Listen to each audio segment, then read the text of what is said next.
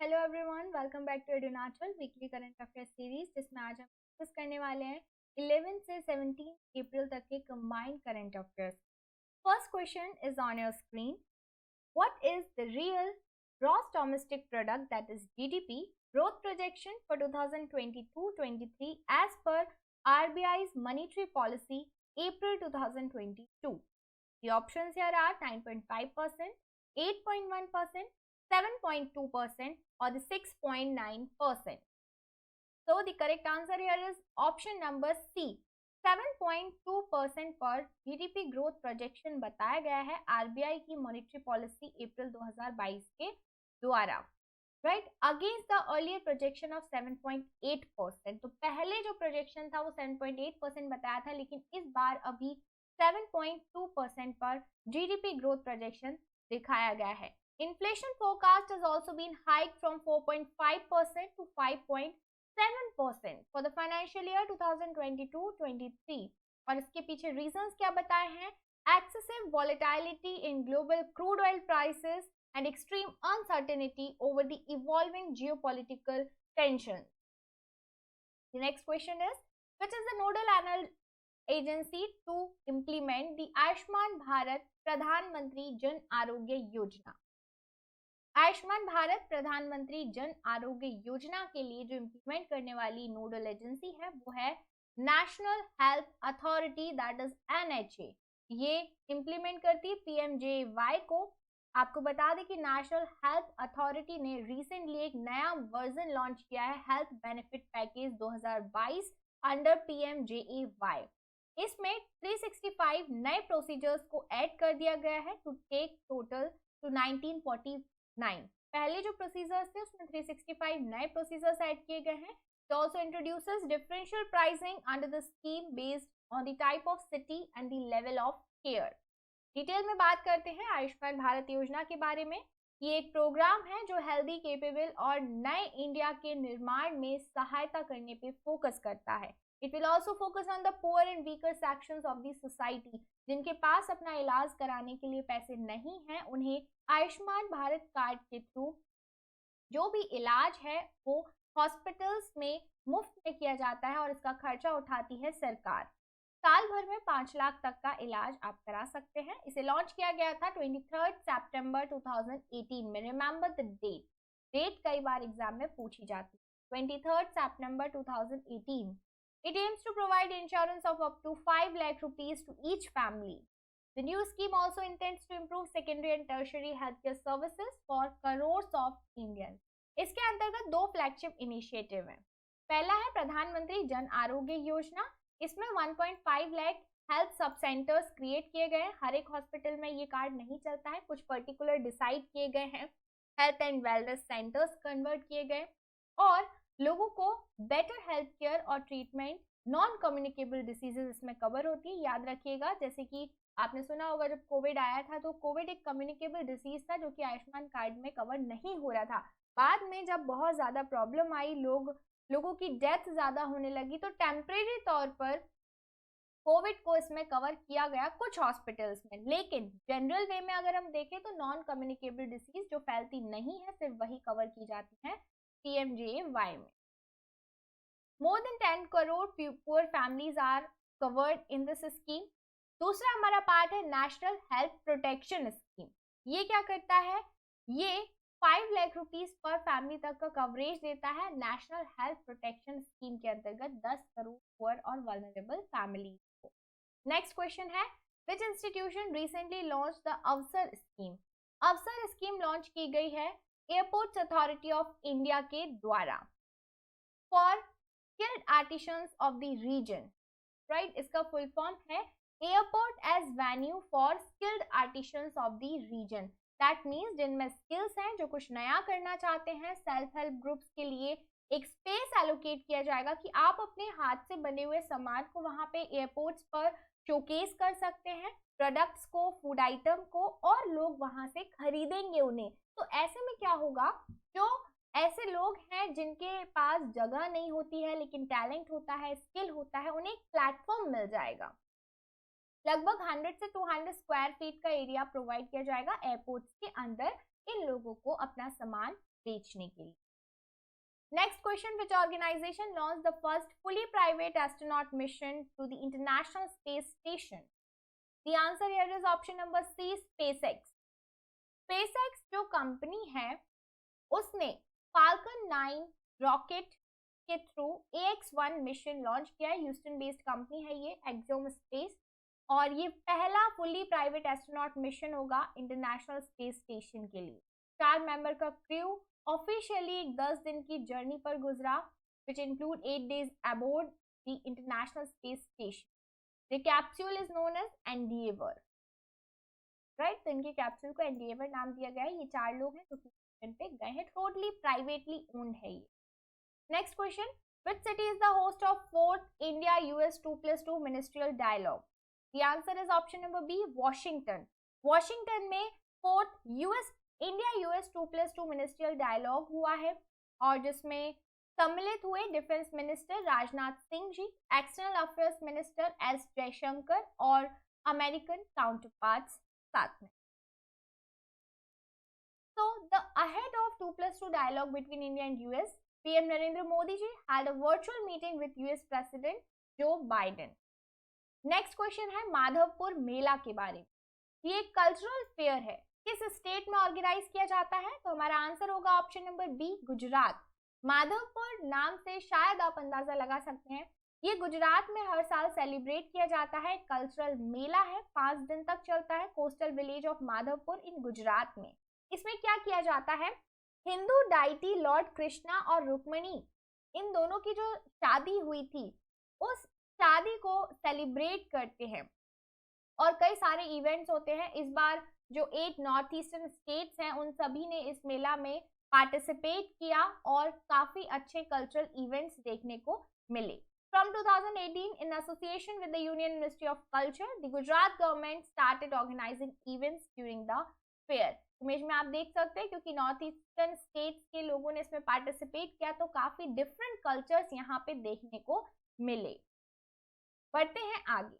Who has been elected as the 23rd Prime Minister of Pakistan after the no confidence motion? The answer here is option number A, Shahbaz शरीफ। शहबाज शरीफ इन्हें पाकिस्तान के नए prime minister 23rd prime minister के तौर पर चुना गया है। After a no confidence motion was introduced against his predecessor Imran Khan, तो उनके खिलाफ नो कॉन्फिडेंस मोशन जब आया तो नए प्रधानमंत्री चुने गए। शरीफ was elected unopposed after rival candidate Shah Mahmood Qureshi announced that his party will boycott the voting and staged a walkout. Nawaz Sharif के छोटे भाई हैं ये, याद रखिएगा, शहबाज शरीफ। नेक्स्ट क्वेश्चन है, which country is world's largest consumer of gold? देखिए वैसे तो भारत में भी सोना बहुत पसंद किया जाता है, लेकिन क्योंकि चाइना ज्यादातर चीजों में भारत से आगे निकल ही जाता है, तो इस बार भी चाइना वर्ल्ड का पहला सबसे लार्जेस्ट कंज्यूमर ऑफ गोल्ड बन गया है और दूसरे नंबर पर है Bharat. Gold, India's gold import rose by 33.34% to 46.14 billion rupees during the 2021-22 fiscal due to high demand. The previous fiscal year, gold imports were 34.62 billion rupees, लेकिन अब ये बढ़ के 46.14 बिलियन रुपीस पे पहुंच चुका है। तो भारत में भी गोल्ड का इंपोर्ट काफी बढ़ता जा रहा है। नेक्स्ट क्वेश्चन है, which state top the NITI Aayog state energy and climate index round 1? The answer is option number C, Gujarat. Gujarat ने नीति आयोग का state energy and climate index को टॉप किया है राउंड 1 में among the largest states. It is followed by Kerala and Punjab, और छोटे states में अगर हम रैंकिंग देखें तो गोवा ने टॉप किया है। This index ranks the states and duties on 6 parameters. कौन से वो पैरामीटर्स हैं? Discoms performance, access affordability, reliability of energy, clean energy initiative, energy efficiency, environmental sustainability and new initiative. इसी के साथ बढ़ते हैं अगले क्वेश्चन की ओर। Question number 10, which union ministry implements the PM Daksh योजना? PM दक्ष योजना, इसका फुल फॉर्म है प्रधानमंत्री दक्षता और कुशलता संपन्न हितग्राही। ये योजना ministry of social justice and empowerment के द्वारा इम्प्लीमेंट की जाती है। As a national plan for skilling of marginalized person. ऐसे लोग जो कि मेन स्ट्रीम से बाहर हैं या जिनके अधिकारों का हनन हो रहा है, उनके लिए ये मेन उद्देश्य के साथ लाई गई है to increase the skill level of the target youth by providing for long term and short term skills followed by an employment, self employment. और इसके तहत 2.71 लाख पर्सन को ट्रेन किया जाएगा 5 साल के अंदर और 79.48 करोड़ रुपीस एलोकेट किए गए हैं इसके फंड के लिए। तो बेसिकली क्या किया जाएगा, पहले स्किल प्रोवाइड करेंगे और जब ट्रेनिंग पूरी हो जाएगी तो साथ ही साथ में एम्प्लॉयमेंट भी दिया जाएगा, इंटर्नशिप्स भी प्रोवाइड की जाएगी। नेक्स्ट क्वेश्चन है नादाबेट सीमा दर्शन प्रोजेक्ट, ये किस स्टेट में स्टार्ट हुआ है? तो इसे स्टार्ट किया है गुजरात में। आप सभी ने सुना होगा कि भारत और पाकिस्तान के बीच में जो वाघा बॉर्डर है गुजरात में, वहां कई लोग घूमने जाते हैं। बहुत ही एक शानदार प्रदर्शन होता है कि हम किसी बॉर्डर को देख पाए, जो जवान 24 घंटे वहां पर हमारी रक्षा के लिए खड़े हैं, उसे महसूस कर पाए, देख पाए, एक आदर वाली भावना होती है। तो अभी तक वाघा बॉर्डर पे लोग घूमने जाया करते थे, लेकिन अब सीमा दर्शन प्रोजेक्ट के अंतर्गत, नादाबेट सीमा दर्शन प्रोजेक्ट के अंतर्गत एक नया द्वार, एक नई जगह टूरिज्म के लिए ओपन कर दी गई है at 0 point which is a guard round the clock by border security force. The next question is, when is the International Day of Human Space Flight commemorated every year? The answer is option number B, April 12. April 12 को हर साल international day of human space flight मनाया जाता है। क्यों मनाया जाता है? क्योंकि 12 अप्रैल 1961 वो दिन था जब रशियन कॉस्मोनॉट यूरी गागरिन पहली बार वोस्टोक 1 स्पेसक्राफ्ट के साथ स्पेस में गए थे और उस दिन पूरी दुनिया को एक नया आयाम मिला था स्पेस एक्सप्लोरेशन की दिशा में, राइट। तो अप्रैल 12 को हर साल international day of human space flight celebrate किया जाता है। Let's move towards the next question. India has decided to establish education skill development working group with which country? The answer is option number A, USA. India और US ने decide किया to establish a new India US educational skill development working group. इसका main aim है to further strengthen cooperation in the field of education and skill development through joint collaboration, right. The group also promote student and scholar mobility to build people to people linkages. It is issued a part of the joint statement issued after the 4th India-US 2+2 ministerial dialogue. Next question है स्वनिधि से समृद्धि। ये programme किस union ministry ने launch किया है? इसे launch किया गया है ministry of housing and urban affairs के द्वारा। Ministry of housing and urban affair ने स्वनिधि से समृद्धि प्रोग्राम लॉन्च किया इन 126 additional cities across 14 states and union territories. क्या किया जाएगा इसमें?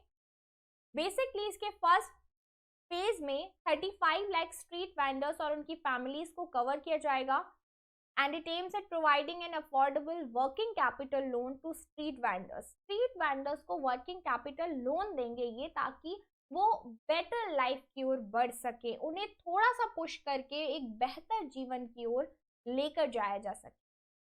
अगला क्वेश्चन है प्रधानमंत्री संग्रहालय म्यूजियम किस सिटी में लोकेटेड है?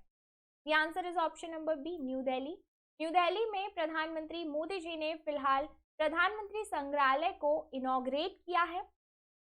इसमें 43 गैलरीज हैं, जिसमें फ्रीडम स्ट्रगल से लेके फ्रेमिंग ऑफ कॉन्स्टिट्यूशन तक की पूरी जर्नी दिखाई गई है। Highlight the achievements of prime ministers of India, right. तो ये देखिए मॉडल है, काफी खूबसूरत मॉडल बनाया गया है प्रधानमंत्री संग्रहालय। Next question, which union ministry implements the राष्ट्रीय ग्राम स्वराज अभियान? इसे इंप्लीमेंट किया जाता है मिनिस्ट्री ऑफ पंचायती राज के द्वारा। राष्ट्रीय Gram Swaraj Abhiyan transformational of aspirational district program, जो कि मिनिस्ट्री ऑफ पंचायती राज में चल रहा है, उसके अंतर्गत इसे अप्रूव किया था 2018 में। मेन एम है to transform selected districts and help 2.78 lakh rural local bodies to achieve the sustainable development goals. अभी ये जो सेंट्रली स्पॉन्सर्ड स्कीम है ये 1 अप्रैल 2022 से मार्च 31 2026 तक चलने वाली है continue, right. Centrally sponsored scheme का मतलब होता है कि सेंट्रल गवर्नमेंट का शेयर इसमें है but not totally covered by central government. अगला क्वेश्चन है, who has been awarded the international Gandhi award for leprosy. International Gandhi award for leprosy ये दिया गया है डॉक्टर भूषण कुमार जी को। Vice president M Venkaiah Naidu ji ने इसे प्रेजेंट किया। 2021 के लिए डॉक्टर भूषण कुमार जी को दिया गया है फ्रॉम चंडीगढ़ एंड सहयोग कुष्ठ यज्ञ ट्रस्ट गुजरात, इन दोनों को ही ये सम्मान दिया गया है। The annual award was instituted by Gandhi memorial leprosy foundation. The national leprosy eradication program has been trying to ensure total eradication of leprosy in India. Leprosy को हिंदी में कुष्ठ रोग बोलते हैं। Next question है, which Indian state announced to celebrate the birth anniversary of Dr. Ambedkar on April 14 as Equality Day. आप सभी को याद होगा हर साल अप्रैल 14 को डॉक्टर अम्बेडकर जी की जयंती मनाई जाती है और क्योंकि उन्होंने इक्वलिटी और जो निम्न वर्ग के लोग हैं उनको मेन स्ट्रीम में लाने के लिए, इक्वल धारा में लाने के लिए काफी काम किया। उन्होंने अपने अधिकारों के लिए बहुत लड़ा और फाइनली वो बहुत ऊंचाइयों तक पहुंचे। दुनिया भर में जो उन्होंने अचीव किया है, जितने महान वो रहे हैं उतना कोई नहीं था। तो क्योंकि इक्वलिटी के लिए उन्होंने काफी काम किया, दैट्स वाई तमिलनाडु के चीफ मिनिस्टर M.K. स्टालिन जी ने ये डिक्लेयर किया कि हर साल 14 अप्रैल को इक्वलिटी डे के रूप में मनाया जाएगा। The government also plans to translate and publish some of the selected books of Ambedkar ji in Tamil. Next question है, Moskva, which was seen in the news, is a famous warship of which country? Moskva famous warship है Russia की। अब देखो 19 और 20 question को हम mix करके पढ़ेंगे। 20 क्वेश्चन हमारा है नेपच्यून मिसाइल सिस्टम, ये किसका है? ये है यूक्रेन का। मामला क्या है? आप सभी को पता है यूक्रेन और रशिया के बीच में वॉर चल रहा है। तो भाई यूक्रेन ने क्या किया? यूक्रेन ने अपना नेपच्यून मिसाइल सिस्टम छोड़ा यहां से यूक्रेन बॉर्डर से रशिया की तरफ, और रशिया के जो वाटर बॉडी है वहां पे खड़ा था मॉस्कवा शिप, ठीक है, मॉस्कवा वॉरशिप। तो ये जो नेपच्यून मिसाइल सिस्टम है ये जाता है यूक्रेन से और रशिया में जाके मॉस्कवा वॉरशिप को खत्म कर देता है, नष्ट कर देता है, राइट। अब रशिया कहता है कि भाई तुमने ऐसा क्यों किया, तुमने हमारे ऊपर हमला किया। तो फिर जो यूक्रेन है वो कहता है भाई हमने ऐसा कुछ भी नहीं किया है, और ऐसे करके दोनों ही देशों में तनातनी शुरू हो जाती है जो कि ऑलरेडी बहुत ज्यादा चल रही है। तो नेपच्यून मिसाइल सिस्टम ये यूक्रेनियन फोर्स में 2021 में इंट्रोड्यूस किया गया था after Russian threat to coastal areas of Ukraine was growing rapidly, क्योंकि क्रीमिया को रशिया ने अपने अंडर में ले लिया 2014 में। तो अब जो यूक्रेन के कोस्टल बाउंड्रीज हैं वो खतरे में आ गए। तो यूक्रेन ने नेपच्यून मिसाइल सिस्टम खड़ा कर दिया कि भाई अगर आपकी कोई वॉरशिप हमारे अंडर में आई तो हम उसे निपटा देंगे। So Neptune is a coastal anti-ship cruise missile which is capable of destruction of naval vessels in a range of 300 kilometers. So this is all about the weekly current affair of this week. Thank you so much guys and stay connected with EduNat.